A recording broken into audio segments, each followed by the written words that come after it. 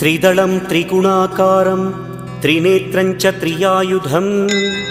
त्रिजन्म पापसंहारम् एकबिल्वं शिवार्पणम् त्रिशाखैः बिल्वपत्रैश्च अच्छिद्रैः कोमलैः शुभैः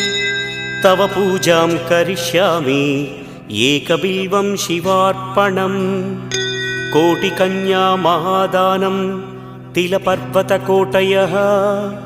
काञ्चनं शैलदानेन एकबिल्वं शिवार्पणम् काशीक्षेत्रनिवासं च कालभैरवदर्शनं प्रयागे माधवं दृष्ट्वा एकबिल्वं शिवार्पणम्